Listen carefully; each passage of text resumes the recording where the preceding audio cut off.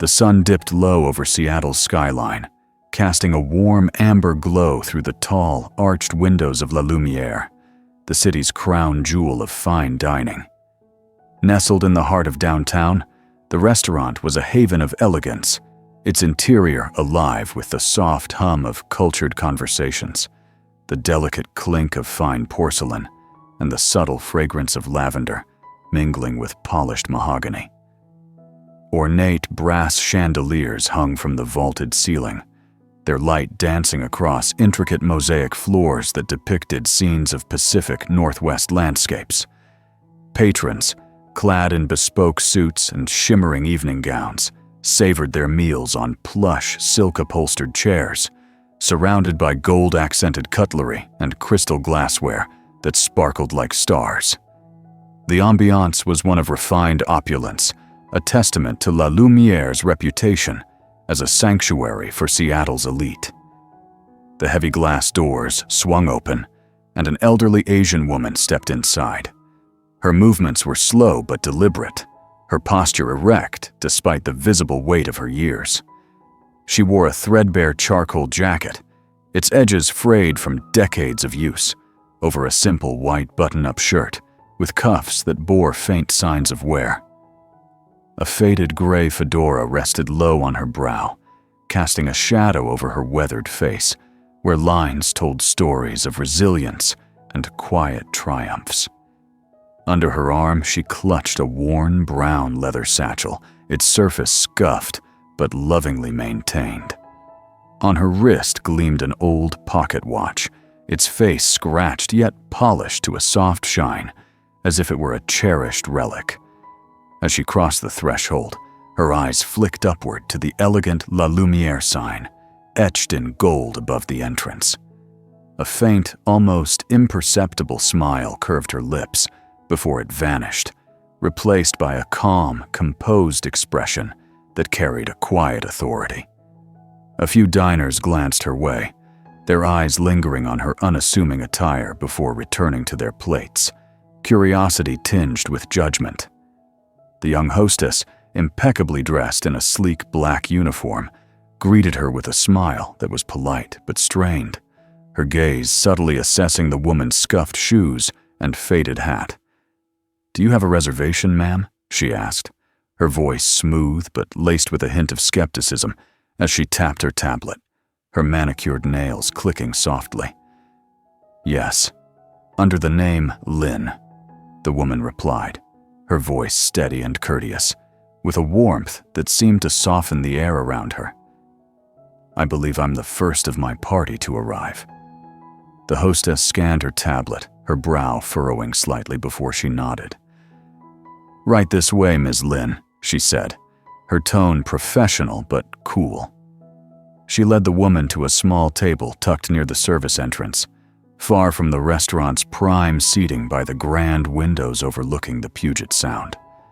The table was cramped, partially obscured by a decorative screen, and the chair creaked faintly as Mrs. Lynn settled into it. She placed her satchel beside her, folding her hands on the pristine white tablecloth, her fingers tracing the edge of the fabric, as if grounding herself in the moment.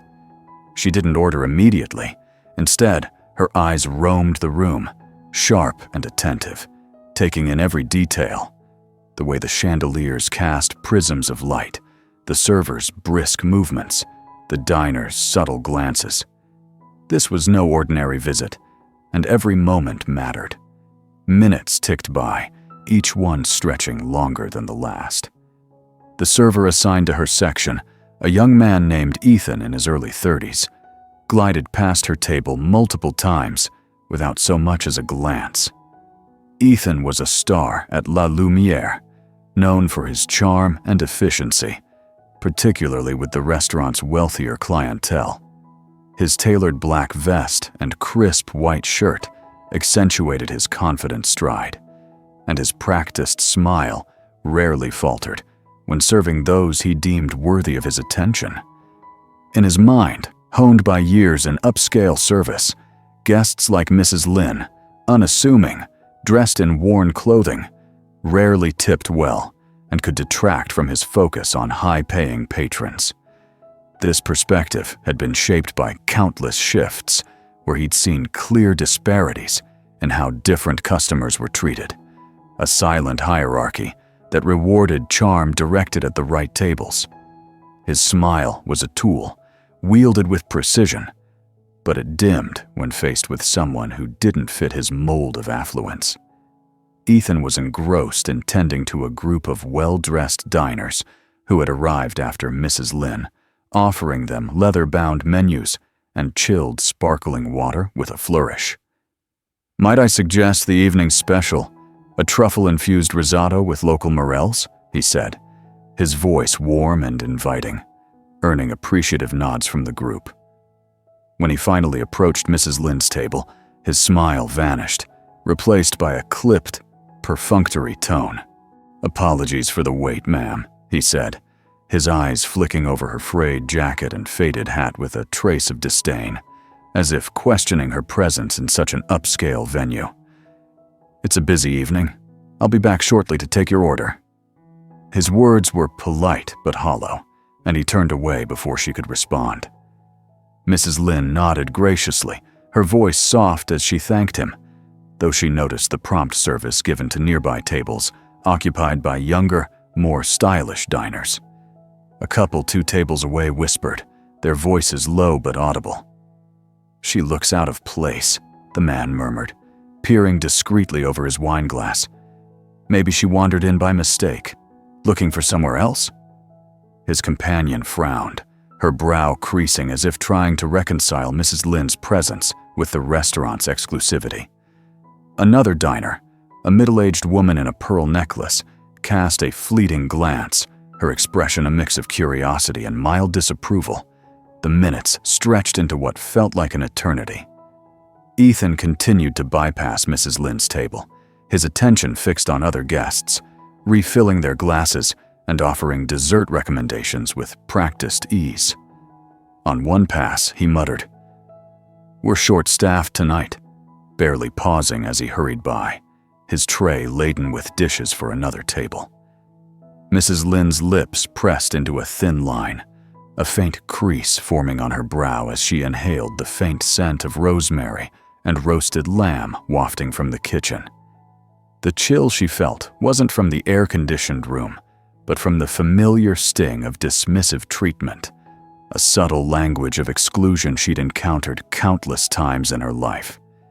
Each instance was a small wound, a reminder of the barriers she'd faced, doors closed, opportunities denied, all because of her heritage, her appearance. She recalled her early days building her career in a world that often judged her before she could speak, the countless times she'd been overlooked or underestimated. Yet, she remained composed, her hands resting calmly on the table, her posture unyielding, as if she were merely waiting for the next act in a familiar play. Across the room, someone had noticed everything. At a table near the bar, a woman in her late 30s sat with a glass of sparkling water, her posture poised yet alert. She wore a tailored emerald blazer, its rich hue contrasting with her sleek black dress, and her dark hair was pulled into a neat bun, accentuating her sharp, observant eyes. She was Mei Chen, the new owner of La Lumière, recently entrusted with overseeing the restaurant as part of her mother's vast business empire. This was her first month managing the establishment, and the weight of responsibility pressed heavily on her shoulders. As an adopted daughter, Mei carried the constant pressure to prove herself, not only to her mother, who had built the conglomerate from nothing, but to the skeptical board members who questioned whether a young woman, adopted from a modest background, could handle such a legacy. Her mother's stories of overcoming prejudice had shaped Mei's worldview, and she was determined to ensure La Lumière reflected those values of fairness and dignity. Mei's gaze narrowed as she observed Ethan's behavior, her fingers tightening around her glass. She noted every ignored glance, every dismissive gesture directed at Mrs. Lin. Each time Ethan passed, table 8 without stopping, a string inside Mei tightened, her jaw clenching as a surge of anger rose within her. She felt a familiar pang, a memory of her mother's tales of being judged for her accent, her heritage, in rooms much like this one. Her eyes briefly met Mrs. Lynde's, and she saw a calm, almost serene expression, yet one that carried a quiet strength, a depth that stirred something in May. Her intuition whispered that this guest was more than she appeared, and her fingers tapped lightly on the table as her resolve hardened with each passing minute. May signaled the manager, Clara, a seasoned professional in her 40s, with a no-nonsense demeanor, who approached cautiously, sensing the tension in May's posture. "Clara," May said, her voice low but firm, barely containing her frustration. "How is the guest at table 8 being treated?" Clara hesitated, her face paling slightly as she glanced toward Mrs. Lynde's table. "Ma'am, Ethan's been complaining about her," she admitted, her voice hushed. "He says she's just sitting there, not ordering, maybe trying to cause a scene. I'm not sure, but something feels off. Should I call security?" May's eyes flashed with indignation, her voice cutting through like a blade. "No," she said sharply, startling Clara. "Absolutely not. Tell Ethan to bring her water and a menu immediately, and prepare the smoked salmon starter and duck confit entree. I'll handle this myself." Discrimination was a line May would not allow to be crossed, not in her restaurant, not under her watch. Clara nodded, recognizing the steel in May's tone, and stepped back, her expression a mix of uncertainty and deference. The tension in La Lumière grew palpable, a subtle shift in the air that silenced nearby conversations. Diners began to notice, their voices softening as they glanced toward Mrs. Lynde, some with curiosity, others with discomfort. A young couple in the center of the room exchanged uneasy looks, sensing the undercurrent of something amiss. Ethan, oblivious to the mounting scrutiny, continued to prioritize other tables, his voice bright as he recommended costly vintages from the restaurant's extensive wine cellar. Mrs. Lynde raised her hand politely, her movement subtle but deliberate. "Excuse me," she said softly, her voice cutting through the murmurs like a gentle ripple. Ethan stopped abruptly, his face flashing with irritation. "Yes, what is it?" he asked, his tone sharp, making no effort to hide his annoyance. "I'd like to order now, if you're not too busy," Mrs. Lynde replied, her voice calm but firm, her eyes meeting his with a quiet strength that made him falter for a moment. Ethan sighed audibly, glancing around as if seeking an excuse to escape. "I'll be back in a moment," he muttered, turning to whisper to Clara, casting a displeased look toward Mrs. Lynde's table. His words were inaudible, but his body language spoke volumes, shoulders tense, a slight shake of his head, as if dismissing her presence entirely. May rose from her seat, her movements deliberate and unhurried, yet commanding the room's attention. The soft clink of glasses and murmur of voices faded as she crossed the mosaic floor, her heels clicking softly against the tiles. She reached Ethan just as he was chatting with another table, his casual confidence evaporating as he noticed May standing beside him, her presence like a storm gathering strength. "Ethan, we need to talk," she said, her voice cold and precise, each word weighted with authority.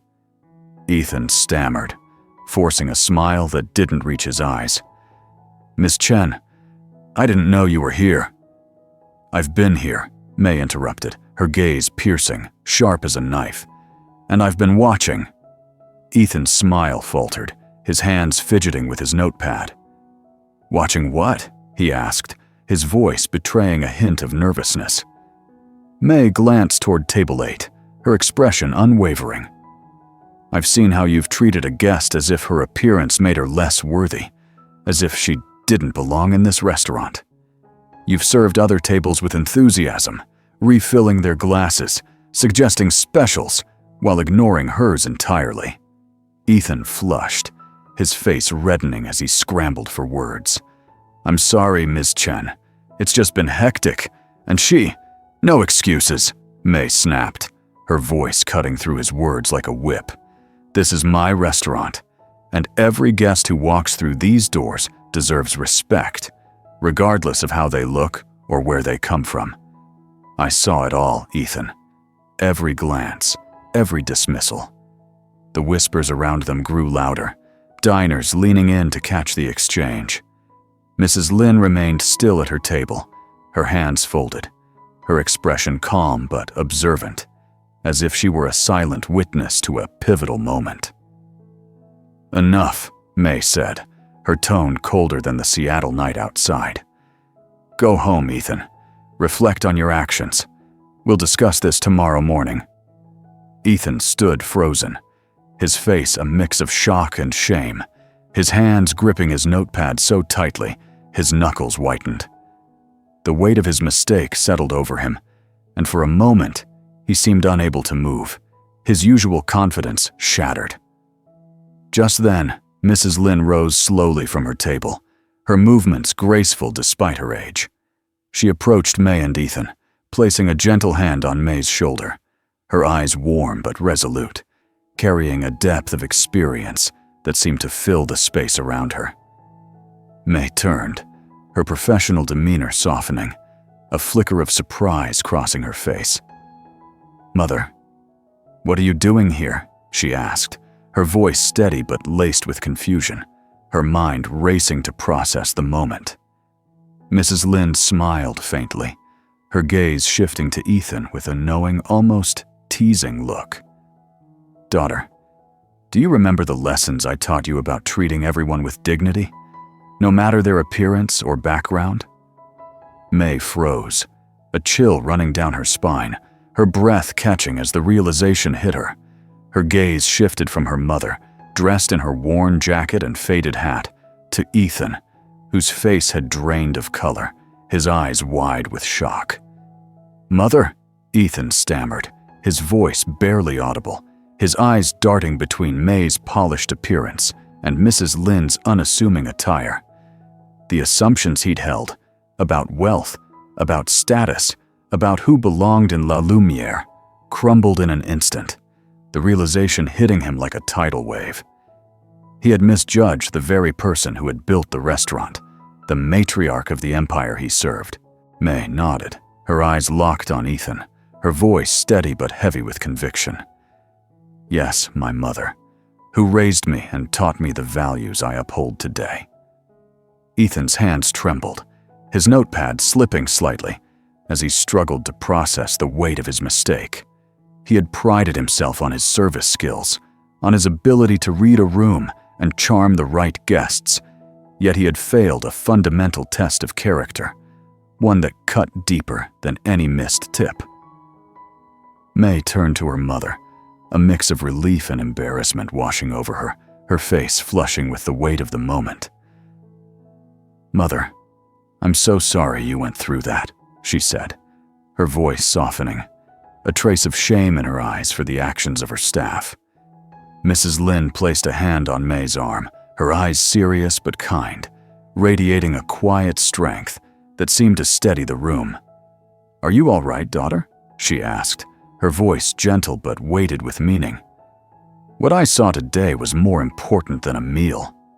May frowned, her brow creasing with confusion. "What do you mean, Mother?" Mrs. Lin took a deep breath, her fingers brushing the scratched surface of her pocket watch, its faint ticking a reminder of time's passage.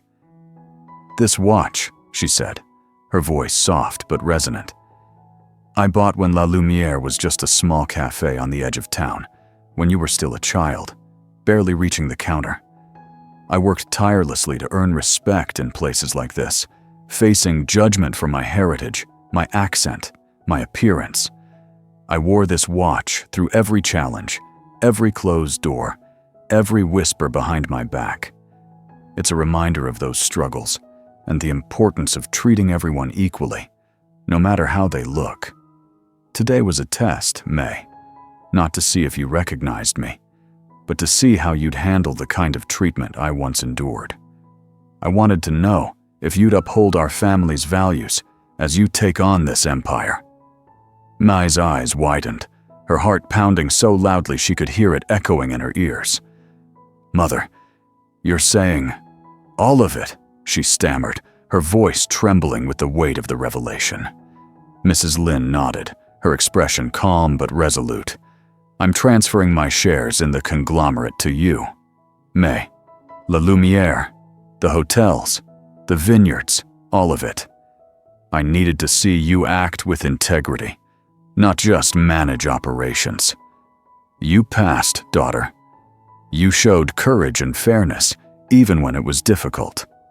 The restaurant resumed its hum, but the air felt heavier, charged with a new awareness. Diners who had witnessed the scene now looked at Mrs. Lin with newfound respect, their earlier curiosity replaced by quiet admiration. Clara, the manager, ensured Mrs. Lin's meal was served promptly, personally delivering a plate of smoked salmon and duck confit, with a sincere apology, her voice trembling slightly as she spoke.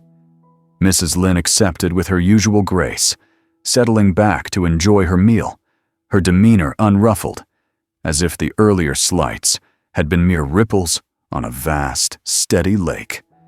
A nearby couple, their meal half finished, leaned closer to each other, their voices low but audible.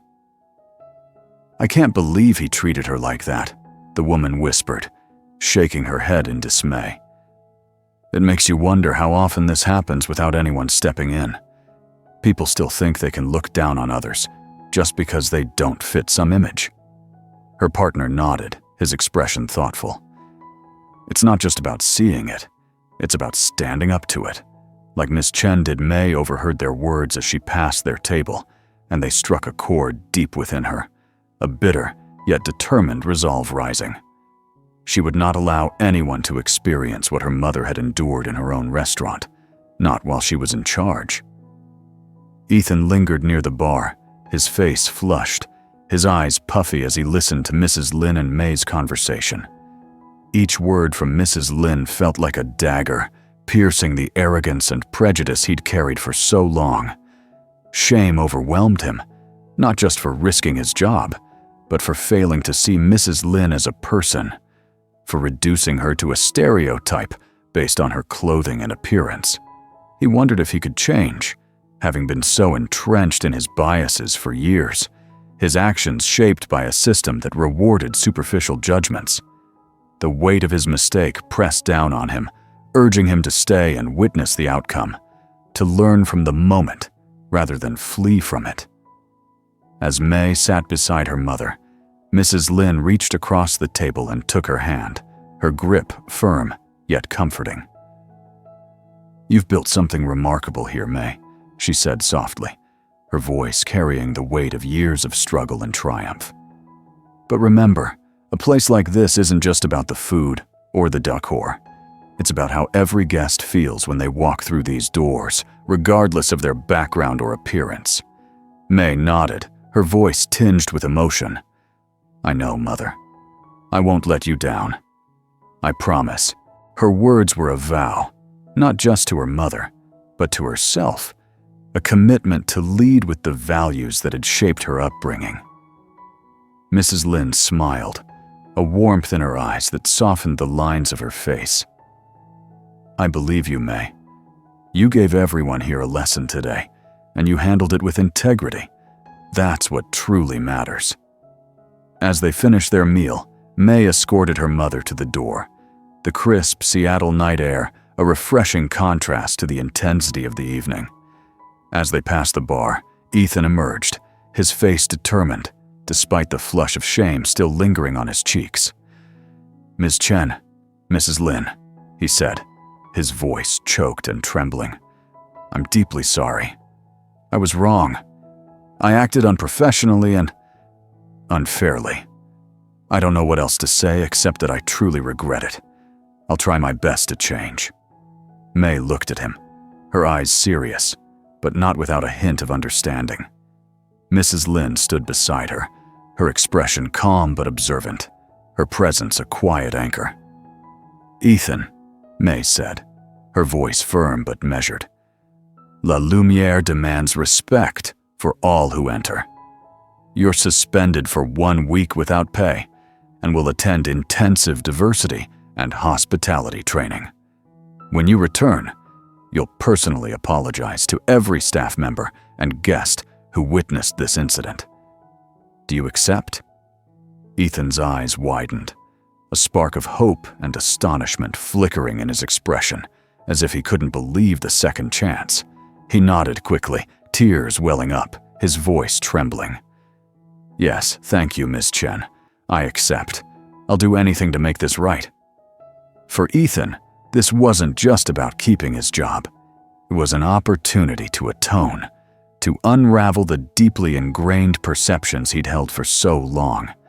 He felt a weight lift, a glimmer of light in his tear-filled eyes, a chance to rebuild not just his career, but his character.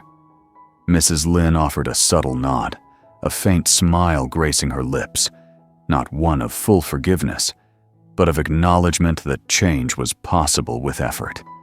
She knew prejudice couldn't be erased overnight, but the will to try was the crucial first step.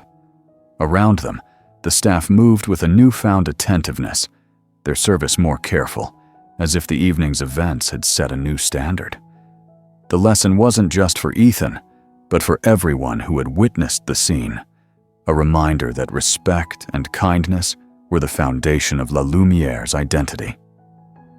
As Mrs. Lin finished her meal, she glanced around the room, her eyes briefly resting on Clara, who nodded respectfully, her earlier uncertainty replaced by a quiet resolve. There was no bitterness in Mrs. Lin's expression, only a quiet satisfaction, a sense that the evening had served its purpose. For May, the lesson was profound, a personal awakening that leadership was not just about managing operations, but about embodying the values that would define her legacy. When the last guest had departed and the restaurant hummed with the quiet work of closing, May walked her mother to the door, the cool night air spilling onto the sidewalk, carrying the scent of rain and cedar. They stood on the threshold, the warm glow from inside casting long shadows behind them. "You did well today, daughter," Mrs. Lin said, her voice soft but affirming, a gentle validation of May's strength. May took a deep breath, the weight of the day settling yet lifting, a paradox of responsibility and resolve. "Thank you, Mother," she replied, her voice steady but filled with gratitude. "This was more than I expected." Mrs. Lin placed a hand on her arm, her eyes carrying a knowing look, a silent acknowledgement of the challenges ahead. "Every day will be a test, May, but you showed them what you're made of tonight. That's just the beginning." May nodded, watching as her mother walked toward a waiting car by the curb, her silhouette framed against the city's twinkling lights. Before stepping inside, Mrs. Lin turned and gave her a final proud smile, a gesture that filled May with a quiet strength. Inside, Clara gathered the remaining staff, her expression serious but resolute. "What happened tonight sets a new standard for us," she said, her voice carrying conviction. "This isn't just a restaurant. It's a place where every person is valued, no exceptions." The staff listened intently, the message sinking in, a collective commitment to change. May re-entered the quiet dining room, the faint scent of lavender still lingering, the chandeliers now dimmed. The events of the evening had shaken her, yet they had also forged a new resolve. La Lumière was now truly hers, and its future would be built on the bedrock of dignity and inclusion. In the weeks that followed, May faced the challenges of her new role with a mix of determination and trepidation. Board meetings were a gauntlet of skepticism, seasoned executives leaning forward with raised brows, their voices laced with doubt. "Are you truly ready for this, Ms. Chen?" A stern voice would challenge, their eyes avoiding hers, as if questioning her legitimacy. Each late night, poring over financial reports at her sprawling oak desk, her mother's test echoed in her mind, a reminder that leadership was about integrity, not just numbers. The weight of the conglomerate, with its hotels, vineyards, and La Lumière, felt immense, but she drew strength from the values her mother had instilled. Ethan, meanwhile, began his path to redemption. His week of suspension and intensive diversity training was a humbling experience, stripping away the arrogance that had clouded his judgment. The training was rigorous, diving deep into the nuances of unconscious bias, microaggressions, and the impact of subtle actions. He learned to see guests as individuals, not categories, and to approach service with empathy and active listening. The sessions were eye-opening, forcing him to confront the ways his assumptions had shaped his actions, and he emerged with a newfound commitment to change. When Ethan returned to La Lumière, he was a different person. His shoulders were less stiff, his eyes free of their former dismissive glint. His public apology to his colleagues was raw, his voice trembling as he admitted his mistakes, his words carrying a sincerity that surprised even himself. Standing before the staff, he spoke of the training's impact, how it had revealed the weight of his actions, and the need to see every guest as deserving of respect. "I was wrong," he said, his voice steady despite the emotion. "I let assumptions guide me, and I failed. I'm committed to doing better." One afternoon, May found Ethan meticulously polishing silverware in the back room, his brow furrowed in concentration, his movements deliberate, as if each piece were a step toward redemption. She approached, leaning against the doorway, her voice calm but curious. "Ethan, how was the training?" she asked, her tone inviting honesty. Ethan flinched, then straightened, meeting her gaze. "It was intense, Miss Chen," he admitted, his usual confidence replaced by a quiet humility. "It was hard to hear some truths about myself, but it was necessary. I learned how I was seeing people as categories, not individuals, and how that shaped my actions. It was wrong, and I'm working to change." He paused, his eyes earnest. "I'm trying to put it into practice every day." May nodded, a hint of warmth in her gaze. "I'm glad to hear that, Ethan. Second chances come with responsibility. Are you living up to it?" Ethan offered a small, genuine smile, a flicker of his old charm refined by sincerity. "Every interaction, Miss Chen. I'm trying to truly see people, to break old habits. It's hard, but it feels right. The job feels different now. Better." May smiled back, a relieved, genuine smile. "That's all I ask, Ethan. Keep learning. Keep trying." His first shift back was a test of its own. An elderly couple entered, an older black man and his wife, their expressions reserved but warm.